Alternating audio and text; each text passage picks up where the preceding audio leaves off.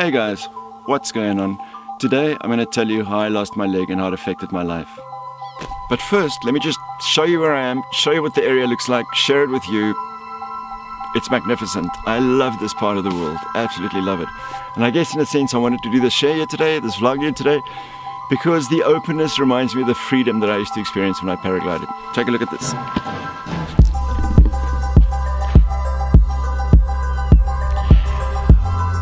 I love this place. So I was 34 years old. I used to do a lot of extreme sport, paragliding, diving, cliff jumping, riding my motorbike at ridiculous speeds, just doing crazy things, all for an adrenaline kick. I have an addictive nature. I've also struggled with addiction after the accident. So there was always something in my life that I kind of pushed to get that buzz that it would give me, that adrenaline buzz. That got me into a lot of trouble over many years. Paddling my kayak, I jumped off a cliff and started falling sideways and smashed the whole side of my body open. Went diving, and on the way and ascending, scuba diving, started running out of oxygen. So just a bunch of stuff that should have been warning signs that I'm going to get myself in a whole lot of trouble one day. So on this day, I was 34 years old when all this nonsense finally caught up with me, and I'd been in Cape Town. I live in South Africa. I'd been in Cape Town to meet with someone, and I was supposed to go back to work. It was about 10 o'clock in the morning, and on the way home, on the way back to work, I noticed that the conditions were really good for flying. So I made a choice not to go back to work. In hindsight, I guess I had, but I didn't, and proceeded to fly to one of my favorite flying spots. And on the way there, I phoned up a buddy, phoned up a mate, and I said the conditions are good, should we go flying? So I was met there by two friends of mine, Greg and Phil, whom I know to this day. So the two guys took off, and I took off after them from the top of the mountain. We got a lot of lift, and we started heading out to the side of the mountain where there's a peak with a bunch of radio antenna up there to see how much altitude we could gain. We had an amazing flight, and we'd been flying for about 2 hours when they decided to call it a day. And in my nature, that doesn't really happen. Always more, always want to go higher, always want to go faster. And anyway, so we started flying back towards where we took off, and we do what we call a top landing. So we land on the top of the mountain where the cars are parked, so you don't have to go and land at the bottom and catch a lift all the way to the top and drive the car down the pass again and all that nonsense. And my mates decided, Phil, decided to top land, and I managed to persuade, we had radio contact in there, I managed to persuade Greg to continue flying with me. We continued down the ridge, and we thought we'd go and land. We were flying next to the coast. We thought we'd go and land on the beach and gonna have a cold one. I was gonna have a cold beer after the flight to celebrate what was possibly one of the two best flights I'd ever had in the years that I flew paragliders. So on the way to the place we were going to land, I didn't take note of the fact that the wind direction had changed. The signs were there, and there are a bunch of things that you can do to counter that. And well, I didn't, and I flew too close to the mountainside. What happened essentially was there was a draft of air. It forced the one side of the glider up.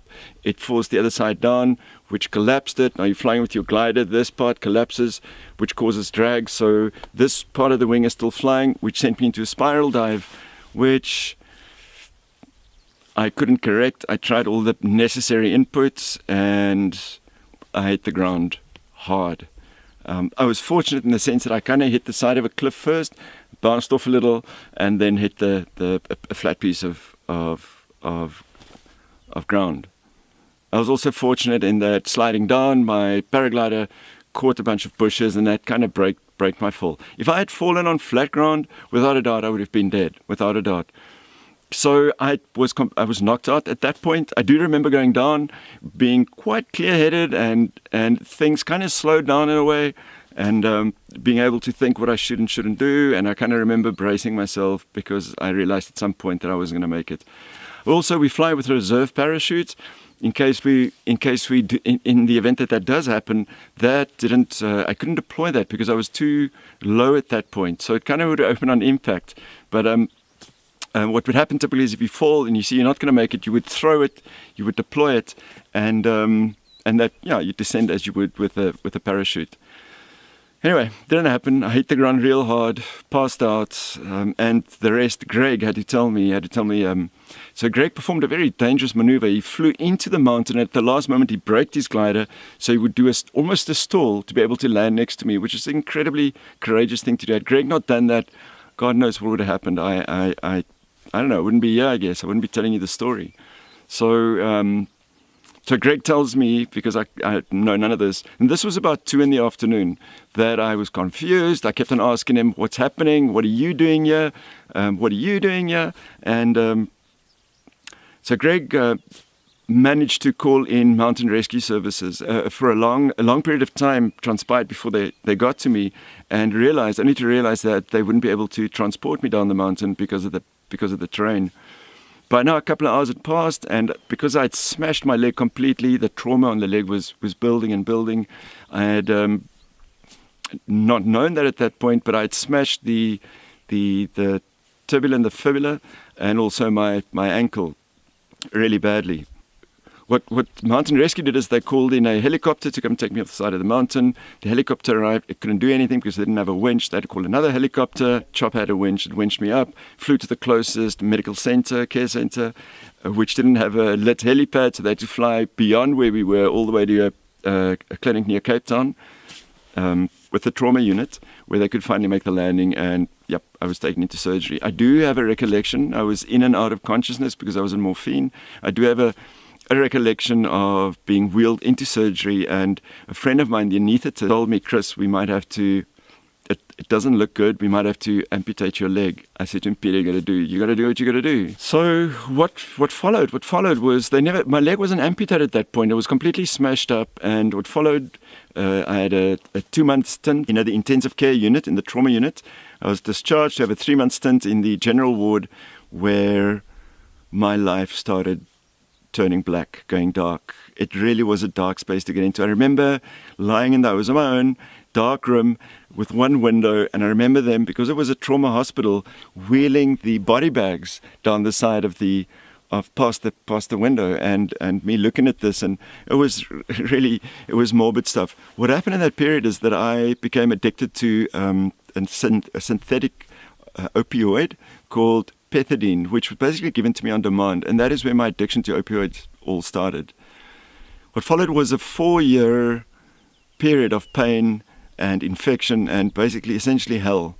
I remember I'd have to get in the shower every morning, and this is not, I don't enjoy telling you this, but there would be infection all over the place. I'd have to clean it, a ton of pain. I had a fused ankle and a fused knee, so my mobility was severely impacted, restricted, and after 4 years, I decided I couldn't do this anymore, and finally made the decision to have the leg amputated. That happened in 2004. I was 38 years old. Over the next 4-year period, I found myself using opiates to cope with the pain, but also to deal with the emotional distress, basically deadening myself to the pain, to the emotional and physical pain. And that is a whole different story, is the amount of opiates that I was prescribed and given. And I was using opiates. I was obtaining opiates illegally. It was a horrible time. And ultimately, I started drinking too much as well, and ended up going to a rehab facility to get myself cleaned up. That was in 2009.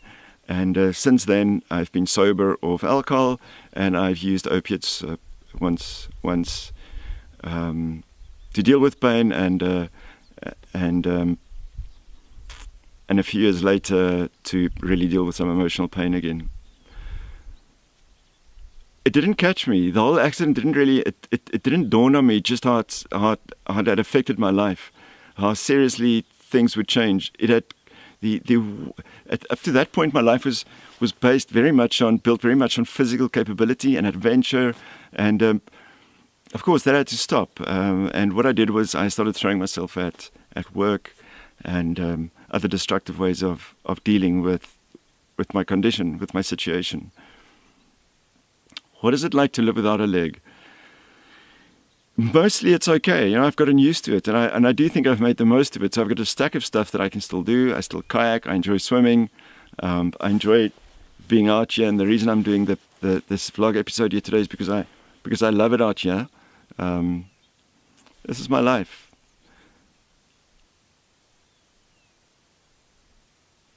Living with a prosthetic leg is a whole different ball game. There are things that people don't think about. Waking up in the middle of the night and having to go to the bathroom can be difficult.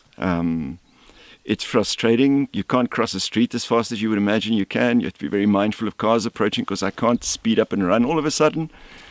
So there's a whole bunch of stuff that I had to learn from the beginning. I fell a bunch of times. I fell into the swimming pool. I had a few public stumbles, which is very humiliating.